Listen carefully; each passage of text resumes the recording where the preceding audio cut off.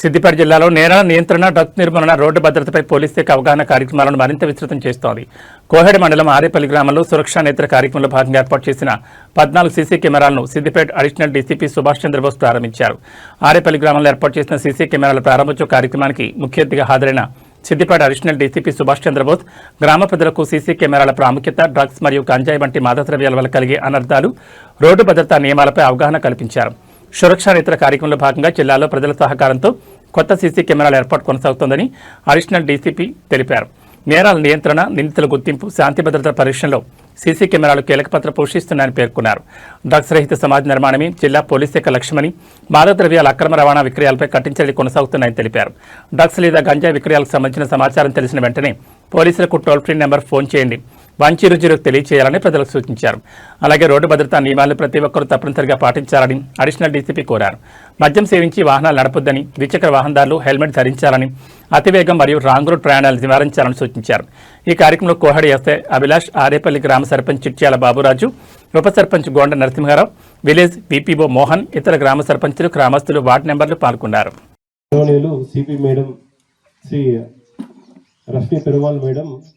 సురక్షా నేత్ర కార్యక్రమం అనేది రూపొందించడం జరిగింది.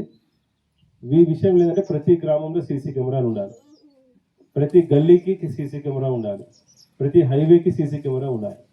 ఈ సీసీ కెమెరా ఉండడం వల్ల మనకు ఈ దొంగతనాలు కావచ్చు, యాక్సిడెంట్స్ని కనుక్కోవడం కావచ్చు, ఊర్లోకి తెలియని వ్యక్తి వచ్చేటప్పుడు కానీ వెళ్ళిపోయేటప్పుడు కానీ అతని యొక్క ముఖం అనేది కనపడే విధంగా ఉండాలని చెప్పి, అతను ఏమన్నా దొంగతనాలకు కానీ వాటికి కానీ మనం వచ్చి చేసే పరిస్థితుల్లో కూడా తొందరగా దొరకబట్టే విధంగా సీసీ కెమెరాలు విలేజ్లో ఉండాలని చెప్పేసి ప్రతి చోట కూడా అవేర్నెస్ కార్యక్రమాలను పెడుతూ జనాల నుంచే, మన ప్రజల నుంచే వాళ్ళ యొక్క సాయశక్తులకు తగ్గట్టు ఎంతైతే డొనేషన్ చేస్తారో అంత డొనేషన్ని వాళ్ళు చేసే విధంగా చేయాలి. పొద్దున్న లేస్తేనే బెల్ట్ షాప్ పోతే ఎత్తుకుంటారు. ఆ బెల్ట్ షాప్ అనేది చాలా తప్పు. అది బెల్ట్ షాప్ పోవడం, మీరు పోవడం, తీసుకోవడం, తాగడం, ఎక్కడో పోయి గుద్దుకొని కింద పడ్డం. పోయినాడు బాగానే పోతుంది, కానీ ఉన్నవాళ్ళు, ఇక్కడ ఉన్నవాళ్ళు, బతికున్న వాళ్ళు, ఫ్యామిలీ అంతా కూడా బాధపడుతుంది. మరి మీరు ఎంతమంది హెల్మెట్ పెడతారో లేదో నాకు తెలియదు, కానీ ఇక నుంచి పెడతారేమో అనుకుంటున్నా, ఆశిస్తున్నాను. చేయగలుగుతారా అట్లా? దయచేసి. ఎందుకంటే ఇంట్లో భార్య చూసి, భర్తను చూసి చెప్పుకోలేదు, ఎడవలేదు పరిస్థితి. దయచేసి నా యొక్క రిక్వెస్ట్, మా సిద్దిపేట పోలీస్ నుంచే రిక్వెస్ట్ ఏంటంటే హెల్మెట్ ఖచ్చితంగా పెట్టుకోండి. ఓవర్ స్పీడ్ తోలకూడదు ఎవరు కూడా, డ్రింక్ అండ్ డ్రైవ్ కూడా చేయొద్దు ఎవరు కూడా, దయచేసి. ఓకేనా? తెలిసి ఉంటుంది, దయచేసి పక్కా తెలిసి ఉంటుంది. నేను వస్తే మీరు గుర్తుపడతారు ఎమ్మడే వేరే వాళ్ళని చెప్పేసి. ఒక విలేజర్ కాకుండా బయట వాళ్ళు వస్తే మీరు గుర్తుపట్టగలుగుతారు.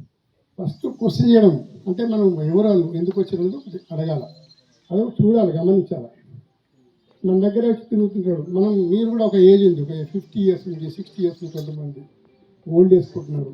గోల్డ్ చెవుల గోల్డ్ ఉంది, అదంతా గోల్డ్ ఉంది. ఇప్పుడు గోల్డ్ రేట్ పెరిగింది కదా మొత్తం కూడా. వాళ్ళకి కావాల్సింది ఏంటి? డబ్బు కావాలి. డబ్బు కావాలంటే డబ్బు దొరకదు బయట. ఏటీఎంలో డబ్బులు ఇప్పుడు అంతా ఫోన్పే ఉంది, రెడీమేడ్ డబ్బు ఇక్కడ పడుతున్నారు. అంటే నేను చెప్తున్నా, మీరు జాగ్రత్త ఉండాలి. ఉండాల్సింది ఏంటంటే జాగ్రత్త ఉండాలి. కొద్ది ఏజ్ ఉన్న వాళ్ళంతా కూడా, కొంతమంది బయట పండుకోవడం, ఎండాకాలం అని చెప్పి పండుకొని ఈ మధ్య కొన్ని జరిగినాయి. వాటన్నిటి కూడా మీరు దృష్టి పెట్టుకొని, అది మీ పక్కన ఉన్నప్పుడు ఎవరైనా అన్వాంటెడ్గా వచ్చినప్పుడు మాత్రం మీరు